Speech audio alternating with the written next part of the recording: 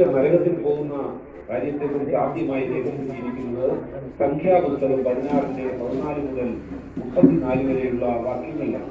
Israel മക്കൾ വിജനമായ മരുഭൂമിയിൽ സഞ്ചരിച്ചുകൊണ്ടിരുന്ന നാടുകളിൽ ദൈവം അവരിൽ നിന്ന് കോരേഹ്, അബീരാം, ദാഥാൻ എന്നിവരെ തിരഞ്ഞെടുത്ത് തലവന്മാരാക്കി.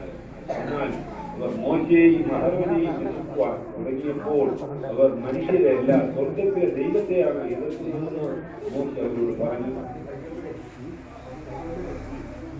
മോശേ, ഈ നിന്നെക്കുറിച്ച് വളരെ ഉന്നതമായി സങ്കല്പിച്ചിരിക്കുന്നു. ഈ വളരെ വലിയ ഒരു വിശുദ്ധനാണ് എന്നാണ് നിന്റെ ഭാവം. ഞങ്ങളും നിന്നെപ്പോലെ വിശുദ്ധന്മാർ തന്നെ. ഈ കാര്യം ഞാൻ ചെയ്യുവാൻ വേണ്ടി ദൈവം എന്നെ നിയമിച്ചിരിക്കുന്നു എന്ന് നിങ്ങൾ അറിയുന്നില്ലയോ? ദൈവത്തിന്റെ കോപം വരുന്ന ഇവരെല്ലാം മരിക്കുവാൻ ഇടയായാൽ ദൈവം എന്നെ അയച്ചു എന്ന് നിങ്ങൾ എല്ലാവരും മനസ്സിലാക്കുക. എന്നാൽ യഹോവ ഒരു അപൂർവ കാര്യം പ്രവർത്തിച്ച് ഭൂമി വായു തുറന്ന് അവരെയും അവർക്കുള്ള സകലത്തെയും വിഴുങ്ങിക്കളയുകയും അവർ ജീവനോടെ പാതാളത്തിലേക്ക് ഇറങ്ങുകയും ചെയ്താൽ അവർ യഹോവയെ നിരസിച്ചു എന്ന് നിങ്ങൾ അറിയുന്നു. നീ ഞങ്ങളെ വിരട്ടുകയാണോ? ഇവൻ മുഖാന്തരം മാത്രമേ ദൈവം സംസാരിക്കുകയുള്ളൂ. അങ്ങനെ നീ എന്തെങ്കിലും ചെയ്യണമെന്ന് വിചാരിച്ചാൽ ഇവിടെ തന്നെ നീ ഇപ്പോൾ ചെയ്തു കാണിക്കുക.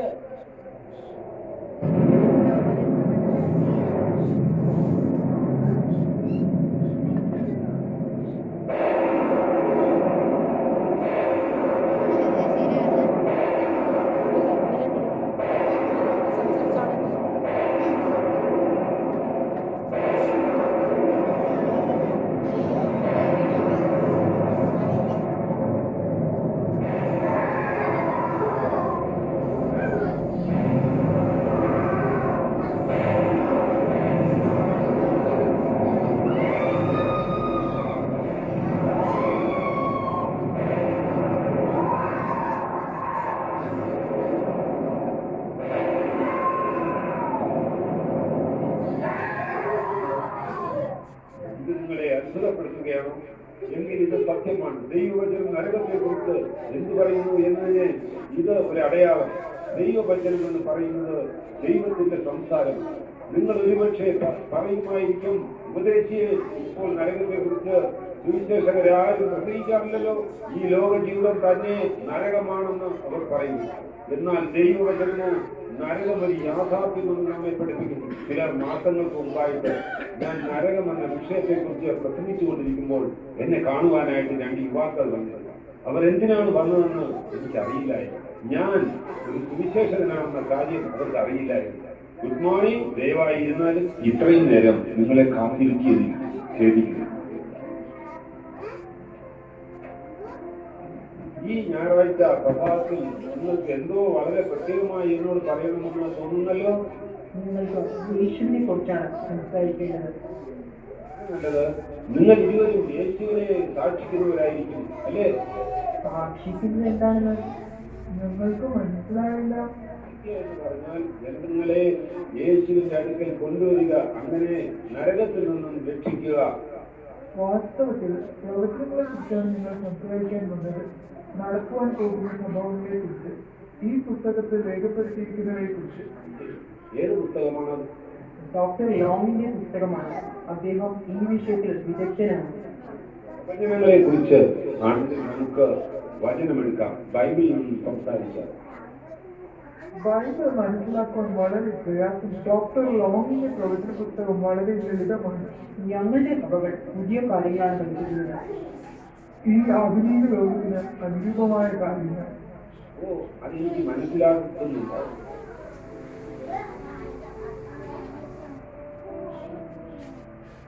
ഈ ബൈബിളിൽ പാപികൾ എന്നേക്കുമായി എരിഞ്ഞുകൊണ്ടിരിക്കുന്നത് നരകത്തെ കുറിച്ച് സംസാരിക്കുന്നു. നിങ്ങൾക്ക് അതിനെക്കുറിച്ച് എന്താണ് അഭിപ്രായം? ഡോക്ടർ ലോങ്ങിന്റെ അഭിപ്രായപ്രകാരം ദൈവം ഒരിക്കലും മനുഷ്യനെ കത്തുന്ന ഒരു നരകത്തിലേക്ക് തള്ളിക്കളഞ്ഞില്ല.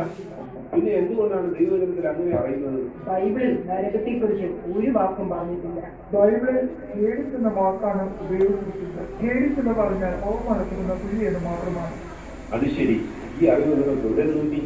ഗ്രീക്ക് പദത്തിന്റെ യഥാർത്ഥ വിവർത്തനം ഇംഗ്ലീഷ് വേർഷന്റെ പുതിയ പതിപ്പിൽ പറഞ്ഞിട്ടുണ്ട്. ഇതനുസരിച്ച് നരകം എന്ന് പറഞ്ഞാൽ കല്ലറയാകുന്ന കുഴി മാത്രമാണ്. ഗ്രീക്ക് പുതിയ നിയമത്തിന്റെ പ്രതി നിങ്ങൾ വായിച്ചിട്ടുണ്ടോ? ഇല്ല, വായിച്ചിട്ടില്ല. എന്റെ പക്കൽ അതിന്റെ പ്രതിയുണ്ട്. അതിൽ പാപികൾ രക്ഷിക്കപ്പെടാതിരുന്നാൽ നിത്യമായി എരിഞ്ഞൊടുങ്ങിക്കൊണ്ടിരിക്കേണ്ട ഒരു നിത്യ നരകത്തെ പറ്റി വ്യക്തമായി രേഖപ്പെടുത്തിയിരിക്കുന്നു. യുവാക്കളെ, നിങ്ങളോട് ഞാൻ നിർദ്ദയമായി പെരുമാറുന്നുവെന്ന് തോന്നരുത്. നിങ്ങളൊരു ഉപദേശിയാണെന്ന് ഞങ്ങൾ അറിഞ്ഞിരുന്നില്ല. ഇത് ഞങ്ങൾ ഇങ്ങോട്ട് കയറുകയില്ലായിരുന്നു. എനിക്ക് ഇന്ന് ഒരു പ്രസംഗം ചെയ്യേണ്ടതുണ്ട്. എന്റെ പ്രസംഗം കേൾക്കാൻ നിങ്ങളെ ക്ഷണിക്കുന്നു. ഞാൻ നിങ്ങൾക്ക് വേണ്ടി ഇപ്പോൾ പ്രസംഗിച്ചരാം. നരകത്തെ കുറിച്ചാണ് ഞാൻ പ്രസംഗിക്കുവാൻ പോകുന്നത്. എന്നാൽ നമുക്ക് ഇന്ന് ഉല്ലാസ നിമിഷങ്ങളായിരിക്കുമല്ലോ. യുവാക്കളെ, നിങ്ങളോട് ഞാനൊരു കാര്യം പറയുവാൻ പോകുന്നു. നരകത്തെ കുറിച്ച് നിങ്ങൾ നിസ്സാരമായി കരുതുന്നു. നിങ്ങൾ രക്ഷിക്കപ്പെടുന്നില്ല എങ്കിൽ നിങ്ങളുടെ അന്ത്യവും അവിടെ തന്നെ ആയിരിക്കും. എന്താ, നിങ്ങളെ ഭയപ്പെടുത്തുകയാണോ? എന്നെ വിടും. ഉപദേശിയെ, ഒരുപക്ഷെ ഞാൻ നീ പറഞ്ഞതുപോലെ നരകത്തിൽ പോവുകയാണെങ്കിൽ അവിടെ എന്റെ സ്നേഹിതന്മാർ എന്നെ സംരക്ഷിക്കാനുണ്ടാകും. എന്നെ വിടുന്ന് പറഞ്ഞില്ലേ? ഈ ഒരു കാര്യം കൂടെ പറയട്ടെ.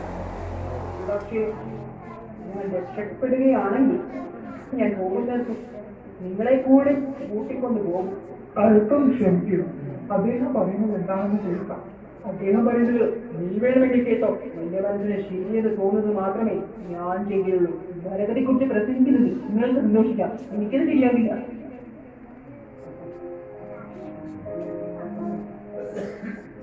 എന്നോട് ക്ഷമിക്കണം.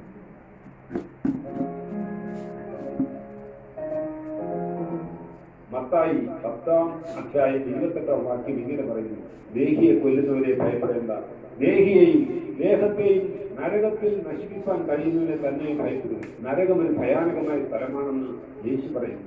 നരകത്തെക്കുറിച്ച് പ്രസംഗിക്കുന്നതാണ് ഇന്നത്തെ എന്റെ കർത്തവ്യം. ഈ പ്രസംഗം നിങ്ങളെ സ്വർഗത്തിലേക്ക് വഴി നടത്തുവാൻ ഉപകരിക്കുമെന്ന് ഞാൻ വിശ്വസിക്കുന്നു. യേശു മനുഷ്യന് വേണ്ടിയല്ല നരകത്തെ ഉണ്ടാക്കിയിരിക്കുന്നത്. സാത്താനും അവന്റെ ദൂതന്മാർക്കും വേണ്ടിയാണ് നരകത്തെ സൃഷ്ടിച്ചിരിക്കുന്നത്. എങ്കിലും സ്വർഗത്തിൽ പ്രവേശിക്കുന്നതിനേക്കാൾ അധികം പേർ നരകത്തിലേക്കാണ് പോയിക്കൊണ്ടിരിക്കുന്നത്. അത് ഓരോ ദിവസവും വർദ്ധിച്ചുകൊണ്ടിരിക്കുകയാണ്. മത്തായി 7-ാം അധ്യായം 13-14 വാക്യങ്ങളിൽ യേശു പറയുന്നു: ഇടുക്കവാതിലൂടെ അകത്ത് കടക്കും, വിശാലമായത് നിത്യമായ നാശത്തിലേക്ക് പോകുന്നു. 6000 പേർ ഓരോ നിമിഷത്തിലും മരിക്കുകയാണ് ലോകത്തിൽ. അങ്ങനെ ആണെങ്കിൽ ഇതിൽ ഭൂരിപക്ഷം പേര് നരകത്തിലേക്കാണ് എത്തുന്നത്. ഈ നിമിഷത്തിലും ആരോ ഒരാൾ നരകത്തിലേക്ക് പോയിക്കൊണ്ടിരിക്കുകയാണ്.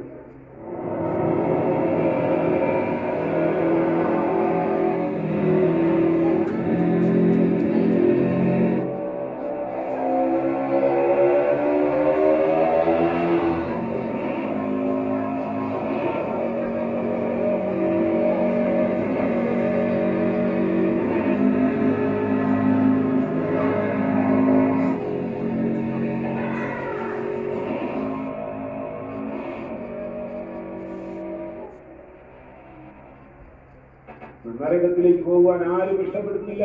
രക്ഷിക്കപ്പെടണമെന്ന് അവർ ആഗ്രഹിച്ചാലും നരകത്തിലേക്ക് പോകുന്ന സ്നേഹിതന്മാരുടെ കൂട്ടുകെട്ടുകളിൽ ഏർപ്പെട്ട അവർ പിന്മാറ്റത്തിലായി നരകത്തിലേക്ക് പോയിക്കൊണ്ടിരിക്കുന്നു.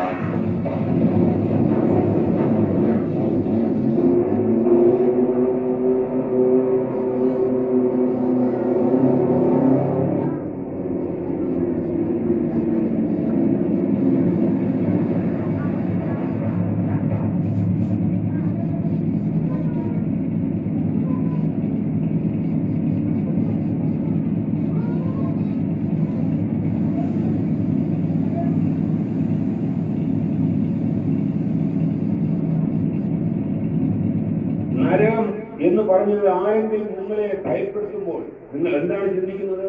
ഇത് സാധാരണ പറയാറുള്ള ഒരു പഴഞ്ചൊല്ലാണ്. നരകം എന്ന അവസ്ഥയെ മനുഷ്യർ ഗൗരവപൂർവ്വം കണക്കിലെടുക്കാതിരുന്നത് കൊണ്ട് അത് ഒരു ദൈവദാസൻ അതിനെക്കുറിച്ച് പ്രസംഗിക്കുമ്പോൾ പലർക്കും അത് അരോചകമായി തോന്നുന്നു. എന്നാൽ ദൈവം അതിലേക്ക് വേണ്ടിയല്ലേ അത് വച്ചിരിക്കുന്നത്. ദൈവം നരകമെന്ന വാക്കിനെ അഥവാ വചനങ്ങളെ വേദപുസ്തകത്തിൽ ഉൾപ്പെടുത്തിയിരിക്കുന്നത് ഭാവിക്ക് പാപബോധം ഉണ്ടായി അവർ നിത്യ നരകാഗ്നിയിൽ നിന്നും രക്ഷപ്പെടുവാൻ വേണ്ടതിലേക്കാണ്. വിശ്വസിക്കുകയും സ്ഥാനമേൽക്കുകയും ചെയ്യുന്നവർ രക്ഷിക്കപ്പെടും, വിശ്വസിക്കാത്തവൻ നരകശിക്ഷാവിധിയിൽ അകപ്പെടും എന്ന് മാർക്കോസ് 14:16 പറയുന്നു. എന്തായാലും നിങ്ങൾ ഈ വചനങ്ങളെ വിശ്വസിച്ചേ മതിയാവൂ.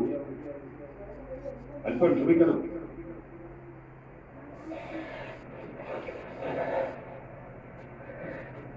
ദേവദാസനെ, എന്റെ സ്നേഹിതൻ നഷ്ടപ്പെട്ടപ്പോൾ ഞങ്ങൾ ബൈക്കിൽ യാത്ര ചെയ്തുകൊണ്ടിരുന്നപ്പോൾ അവൻ എനിക്ക് മുമ്പായി അതിവേഗത്തിൽ അലക്ഷ്യമായി വണ്ടി ഓടിച്ചു പോയി. അവൻ വഴിമതി അപകടത്തിൽപ്പെട്ടു. അവൻ മരണപ്പെട്ടു. അവൻ സ്വർഗത്തിൽ പോവുകയില്ലല്ലോ, നരകത്തിൽ തന്നെയായിരിക്കുമല്ലോ അവൻ പോയത്. ഞാനും അങ്ങനെ തന്നെ വിചാരിക്കുന്നു. ഇപ്പോൾ അവൻ കത്തുന്ന നരകത്തിലായിരിക്കാനാണ് കൂടുതൽ സാധ്യത. ഞാൻ അവനെ കുറിച്ചല്ല, ഇതിനെ കുറിച്ചാണ് ഇപ്പോൾ വേദനിക്കുന്നത്. ഇവിടെ നടക്കുന്ന ഈ വചന പ്രഘോഷണത്തിൽ നിനക്കും പങ്കെടുത്തുകൂടായോ? ശരി, അവിടെ ഇരുന്നുകൊള്ളുക. ദൈവം നിന്നെ അനുഗ്രഹിക്കട്ടെ.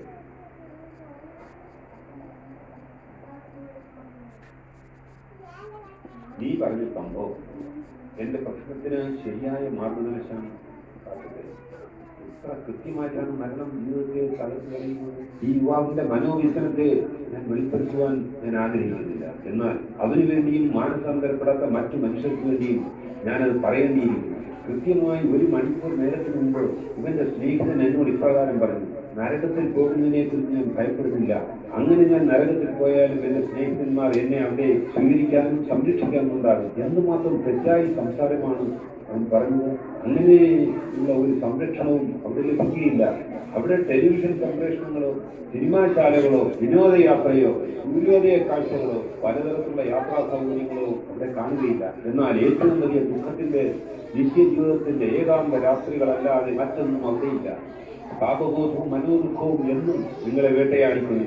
നരകത്തിന്റെ ഭയാനകതയിൽ ഒരിക്കലും നിങ്ങൾക്ക് രക്ഷപ്പെടുവാൻ കഴിയുകയില്ല. ഒരു നിമിഷം പുറകോട്ട് ചിന്തിച്ചു നോക്കുക. നിങ്ങൾ തിരക്കേറിയ നഗരങ്ങളിൽ ചിലപ്പോഴെങ്കിലും ലഘുലേഖകളുമായി വിശേഷകരെ സംബന്ധിച്ചിരിക്കാം. പക്ഷെ ഇവയെല്ലാം ഒരു വലിയ തമാശയായി നിങ്ങൾ കരുതിയിരിക്കുന്നു. ഈ സുവിശേഷ ലേഖകളെ വാങ്ങുക. ഹലോ, ഈ സുവിശേഷ ലേഖകളെ വാങ്ങുക. കാൽവരി ക്രൂശിൽ മരിച്ച ഉയർത്തെഴുന്നേറ്റ യേശു ക്രിസ്തുവിലൂടെ എങ്ങനെ നിങ്ങൾക്ക് രക്ഷ പ്രാപിക്കാം എന്നുള്ള ലഘുലേഖയെ വാങ്ങുക. നമസ്കാരം. ഇത് സുവിശേഷ ലഘുലേഖ.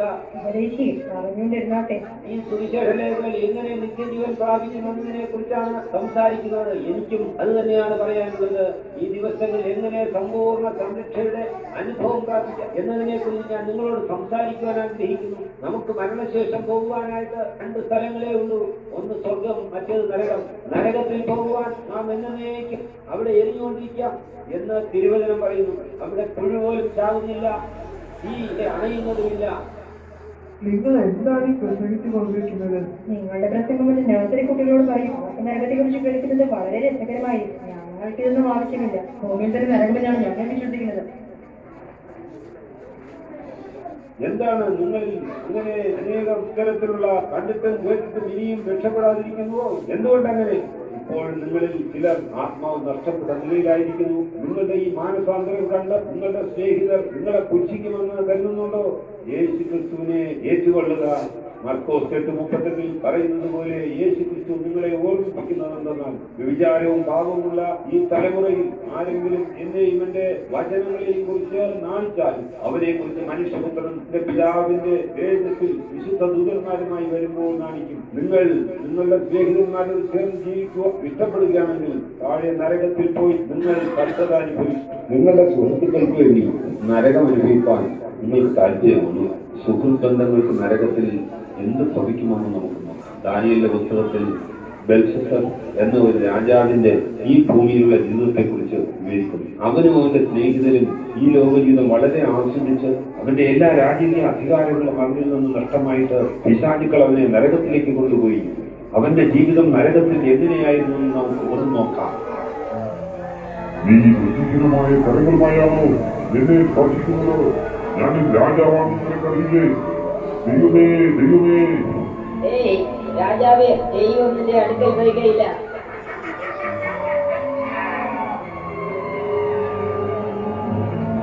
ഇപ്പോൾ ഞങ്ങൾ എവിടെയാണ്? രാജാവേ, നിങ്ങൾ നരകത്തിലാണ്.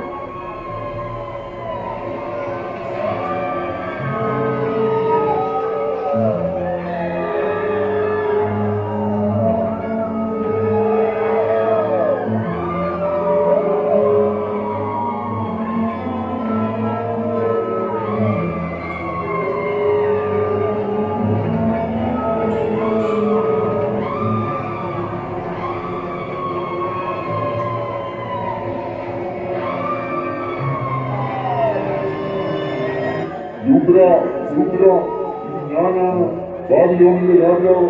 നീ എന്നെ നരകത്തിലാക്കിയിട്ട് ഇപ്പോൾ നീയും ഇവിടെ വന്നിരിക്കോ? ഞാൻ നിന്നെ വെറുക്കുന്നു. പക്ഷേ ഭൂമിയിൽ വെച്ച് ഇവരെന്നെ വളരെ സ്നേഹിച്ചു. ഞാൻ പറയുന്നതെന്തും അവൻ ചെയ്യുമായിരുന്നു. നരകത്തിൽ ആർക്കും ആരോടും സ്നേഹമില്ല. എന്നേക്കുമായി നഷ്ടപ്പെട്ട ഒരു കൂട്ടം ആത്മാക്കൾക്ക് മറ്റൊന്നും ചെയ്യുവാൻ കഴിയുകയില്ല. സഹോദരൻ സഹോദരനെ പകയ്ക്കുന്നു, സഹോദരി സഹോദരിയെ പകയ്ക്കുന്നു. ഇവിടെ ആർക്കും ആരോടും സ്നേഹമില്ല. പക മാത്രമേ അവർക്കുള്ളൂ. ഭൂമിയിൽ ഫറവോനായിരുന്നാലും രാജാവായിരുന്നാലും നരകത്തിൽ എല്ലാവരും ഒന്നാണ്.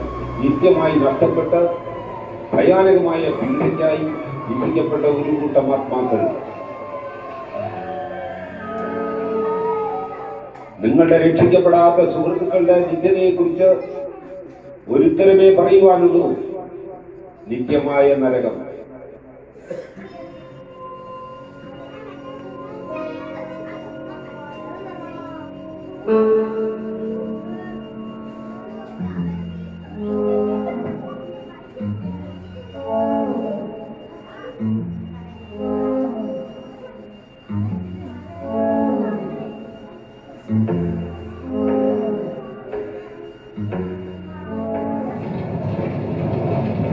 നരകം സത്യമാണ്, അത് ഭയാനകമാണ്, നിത്യമാണ്. നരകത്തെ കുറിച്ച് പ്രസംഗിക്കുന്ന പ്രാസംഗികർ ഇന്നുമുള്ളതിൽ ഞാൻ സന്തോഷിക്കുന്നു. നരകത്തെ കുറിച്ച് കർത്താവിന്റെ വിലയേറിയ ദാസനായ ഡോക്ടർ ജാക്ക് ഹായ് പറയുന്നത് ശ്രദ്ധിക്കുന്നു. നരകം നിത്യശിക്ഷാവിധിയുടെ സ്ഥലമാണ്. നരകം നിത്യമായി നഷ്ടമായവർക്കുള്ള സ്ഥലമാണ്. നരകം നിങ്ങളുടെ മനസ്സാക്ഷി നിങ്ങളെ നിത്യമായി ബന്ധിപ്പിക്കുന്ന സ്ഥലമാണ്. നരകത്തിലെ പ്രാർത്ഥനകൾക്കും യാതനകൾക്കും ഉത്തരമേ ലഭിക്കില്ല. ഇതാണ് നരകം. നിങ്ങൾ നഷ്ടപ്പെടുകയാണെങ്കിൽ നരകത്തിൽ കിടന്ന് എന്നെ സഹായിക്കണമേ, എന്നെ സഹായിക്കണമേ എന്ന് നിലവിളിച്ചുകൊണ്ടേയിരിക്കേണ്ടി വരും. അതിനുശേഷം ദൈവത്തിന്റെ വെള്ള സിംഹാസനത്തിന് മുന്നിൽ നിൽക്കേണ്ടി വരും. ആ അന്യന്യായ വിധി കഴിഞ്ഞ് താങ്കളെ നിത്യമായി നരകത്തിലേക്ക് വീണ്ടും തള്ളിയിടും. കർത്താവിന് വേണ്ടി താങ്കളുടെ ജീവിതം ഒരുക്കുന്നില്ലായിരിക്കും. ഇത് തന്നെയായിരിക്കും താങ്കളുടെയും അന്ത്യം. അങ്കിൾ, കർത്താവിനായി താങ്കളുടെ ജീവിതം തയ്യാറാക്കിയിട്ടുണ്ടോ? ഇതൊരു പക്ഷേ രക്ഷയുടെ തെരഞ്ഞെടുപ്പിന് വേണ്ടിയുള്ള ക്ഷണമല്ലായിരിക്കാം. നിങ്ങൾ ഒരുപക്ഷെ ഈ സമയം ഇതിനു മുമ്പ് ജീവിതത്തിന്റെ ക്ഷണം നിങ്ങൾക്ക് ലഭ്യമായ ഇത്തരത്തിലുള്ള അവസരങ്ങളിൽ നിങ്ങൾ കർത്താവിനോട് മുഖം തിരിച്ച നിമിഷങ്ങൾ ചിന്തിക്കുന്നുണ്ടാവില്ല. കർത്താവിന്റെ സ്വന്തരക്ഷിതായി സ്വീകരിക്കേണ്ടതായി ഞാൻ നിങ്ങളെ ക്ഷണിക്കുകയാണ്. നിങ്ങളുടെ ഹൃദയവും ആത്മാവും ദേഹവും കർത്താവായ യേശുക്രിസ്തുവിനായി കൊടുക്കുവാൻ ഞാൻ നിങ്ങളെ ആഹ്വാനം ചെയ്യുകയാണ്. കർത്താവിന്റെ ക്രൂശിന്റെ മാനസാന്തരത്തെ നല്ലനെ പോലെ നിങ്ങളുടെ പൂർണ്ണ ഹൃദയവുമായി കർത്താവിന്റെ അടുക്കൽ തരാം. അവൻ കർത്താവിന്റെ മുഖത്തേക്ക് നോക്കി ആ മുഖത്തെ ആർദ്രതയും കരുണയും കണ്ടിട്ടാണ് ചോദിച്ചു, കർത്താവ്, നീ രാജ്യക്കാലത്ത് വരുമ്പോൾ എന്റെ കൂടെ ഓർക്കുന്നുണ്ടെങ്കിൽ കർത്താവോട് നീ ഇന്നോടൊപ്പം പള്ളിയിലായിരിക്കും എന്ന് പറഞ്ഞു. ഇത് നിങ്ങൾക്ക് രക്ഷ പ്രാപിക്കാൻ അത് ഇന്നാവുന്നു രക്ഷാവിധം. ഇന്ന് നിങ്ങൾക്ക് നിങ്ങളുടെ പൂർണ്ണ ഹൃദയവുമായി കർത്താവിന്റെ അടുക്കൽ വന്ന് രക്ഷ പ്രാപിക്കാം. ഇന്ന് നിങ്ങളുടെ ജീവിതവും ഹൃദയവും കർത്താവായ യേശുവിന് നൽകുവാനായി ഞാൻ നിങ്ങളെ നിർബന്ധം വിളിക്കുകയാണ്. ഇതൊരു നല്ല പ്രാസംഗികനാണെന്ന് എനിക്ക് തോന്നുന്നുണ്ടോ? അദ്ദേഹം നിന്നോടാണല്ലോ സംസാരിക്കുന്നത്. അദ്ദേഹം വരാതിരുന്നെന്ന് ഞാൻ ആഗ്രഹിക്കുന്നു. ആ പ്രാസംഗികൻ എന്നെ കൈക്കലാക്കുവാൻ വേണ്ടിയാണ് ഇതൊക്കെ പറയുന്നത്. നിങ്ങളെ പലരും യേശുവിനെ തിരസ്കരിച്ച നിഷ്പ്രവർത്തിച്ച ദുരിതം പോലെയാണ്. പാടുവാൻ പോകുന്നു ഏവർക്കും വിളിച്ചേക്കാം.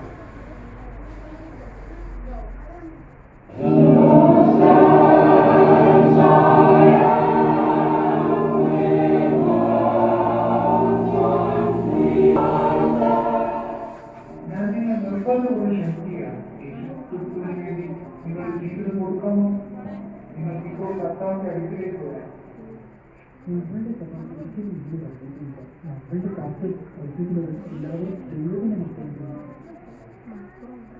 ഇത്രയും ഭയപ്പെടുന്ന ഒരു മഹത്വമില്ല നമ്മളുടെ പാസ്റ്റർ നമ്മൾക്ക് പറഞ്ഞു തന്നിട്ടുള്ളത്. നിന്റെ കാശ്മീർ വളരെ തെറ്റായ കാര്യങ്ങളാണ് പഠിപ്പിക്കുന്നത്. കർത്താവായ യേശുക്രിസ്തുവിന്റെ രക്തത്തിലൂടെ അല്ലാതെ ആർക്കും രക്ഷ നേടുക സാധ്യമല്ല. ആർക്കെങ്കിലും രക്ഷ നേടുന്നുണ്ടെങ്കിൽ അതിനുള്ള ഏക വഴി യേശുക്രിസ്തു മാത്രമാണ്. ഇതെല്ലാം നല്ലതാണെന്ന് നമുക്ക് ഉൾക്കൊള്ളാൻ പറ്റുന്നതിന് ഇങ്ങനെയാണെങ്കിൽ എനിക്ക് നിന്നെ സഹായിക്കാൻ പറ്റുമെന്ന് തോന്നുന്നില്ല. നിങ്ങൾക്ക് ഇപ്പോൾ ചെയ്യാൻ പറ്റുന്ന ഒരേ ഒരു കാര്യം കർത്താവിനെ നിങ്ങളുടെ ജീവിതത്തിലേക്ക് സ്വീകരിക്കുന്നതാണ്.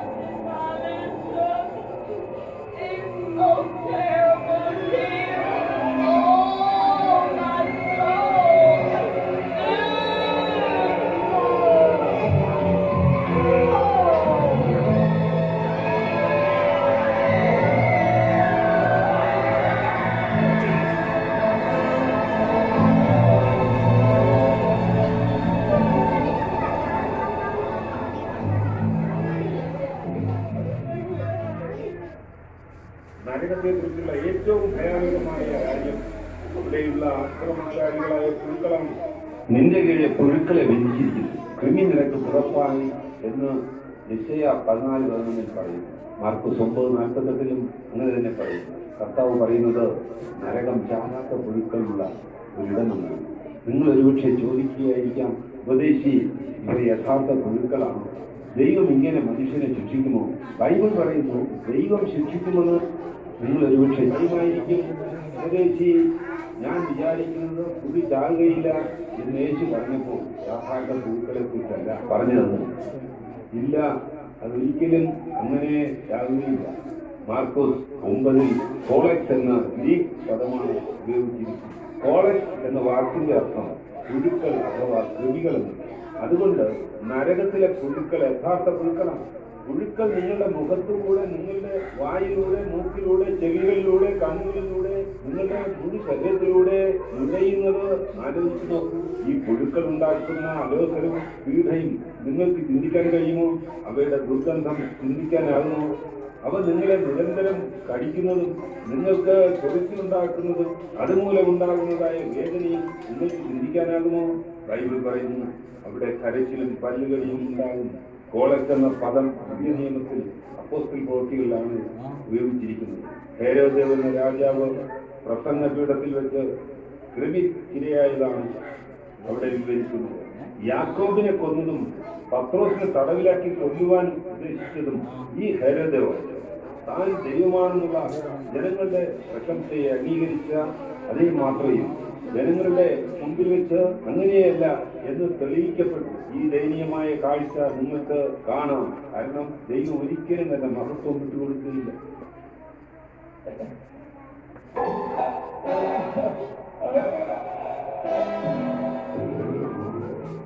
അദ്ദേഹം വളരെ പെട്ടെന്ന് തന്നെ കൃഷിക്കിരയായി നിലത്തിൽ വീണു.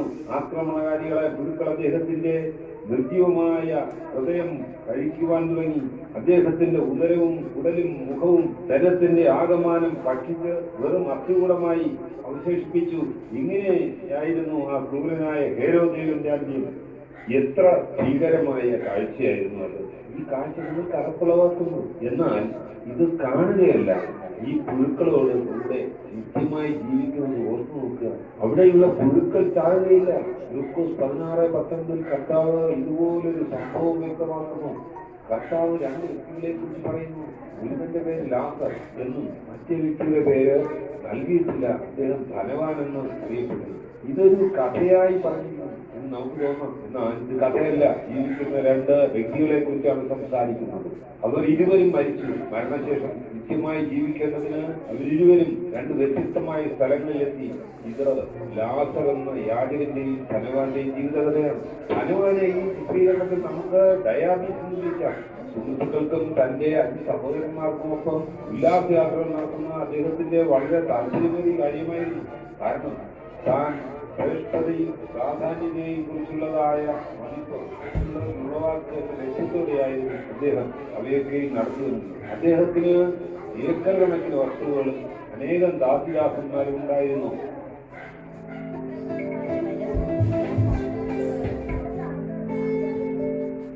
പലപ്പോഴും റെഡ് റോസ് സിറ്റി എന്നറിയപ്പെടുന്നു.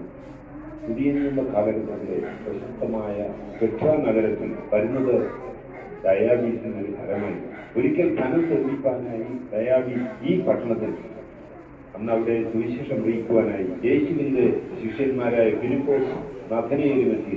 ധനവാന്റെ വസതികൾ വളരെ അടുത്തായിരുന്നു യോഗങ്ങൾ ക്രമീകരിക്കുന്നത്.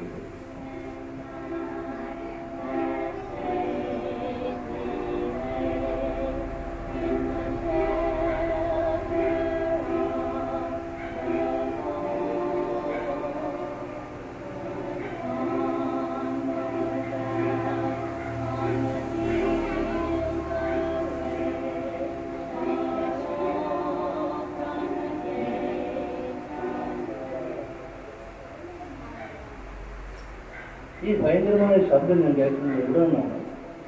അത് ഒരു കൂട്ടം ശിഷ്യന്മാരാണ് യേശുവിനെ അനുഗമിക്കുന്ന ആ മതഗ്രാമന്മാർ അവിടെ എന്താണ് ചെയ്യുന്നത്? അവർ യേശുവിനെ സാക്ഷീകരിക്കുകയും പാടുകയും ചെയ്യും.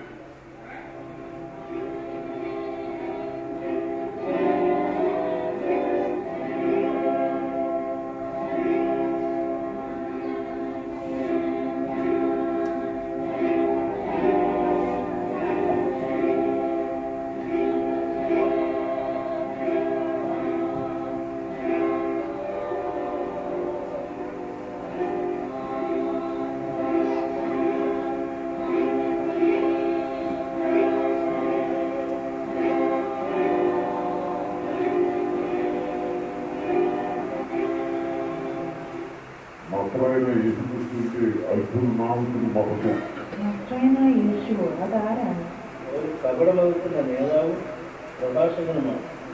ഒരു അസത്യവാനും വഞ്ചകനും കള്ളപ്രവാചകനുമാണ്. നീ അവനെ അനുഗ്രഹിക്കേണ്ട കാര്യമില്ല.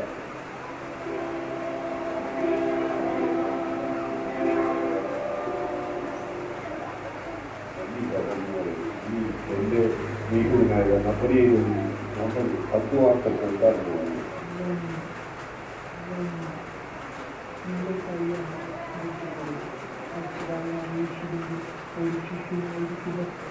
കടമയാണ്. യഹൂദരോട് ഒരുപോലെ യേശുവിനെ പാപത്തിൽ നിന്ന് രക്ഷിക്കാൻ വന്ന നല്ല ഇടയിലാണ് ഞാൻ അജ്ഞാക്ക അറിയിക്കുക എന്നത്. നിങ്ങൾ പറഞ്ഞ സമയം എനിക്ക് അംഗീകരിക്കാൻ കഴിയുകയില്ല. പക്ഷേ എന്റെ ജീവിതത്തിലെ ആദ്യകാലങ്ങളിൽ ഞാൻ താങ്കളെ പോലെയായിരുന്നു. എനിക്ക് ഈ അജ്ഞാക്ക കേൾക്കുന്നത് ആദ്യം ഇഷ്ടമായിരുന്നില്ല.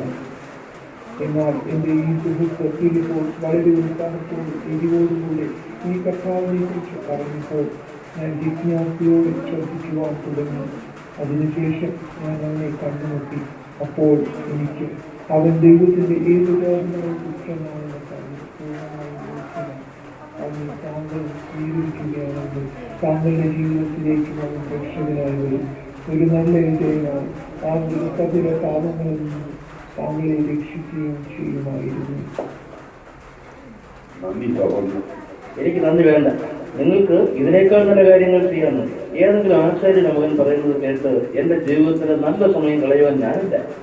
വരൂ, നമുക്ക് പോകാം.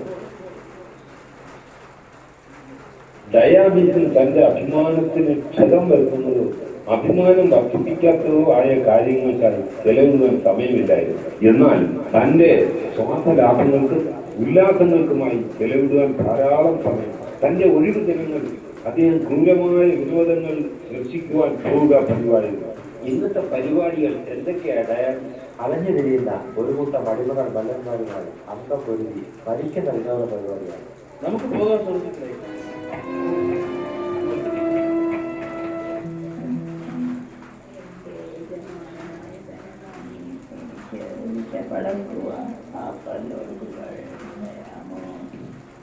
നിനക്ക് വിശപ്പെടുന്നത് എന്തുകൊണ്ടാണ്?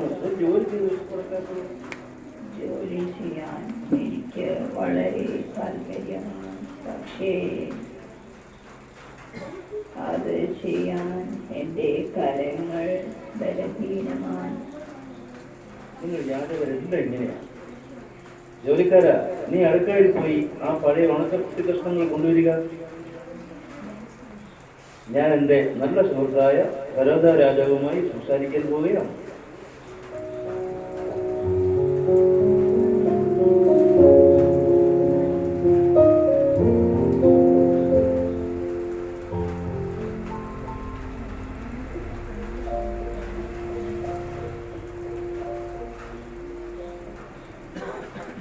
നഷ്ടപ്പെടുന്ന ലാഭം എന്റെ പടിവാതിൽ തന്നെ കാണും എന്ന് ഞാൻ വിചാരിക്കുന്നു.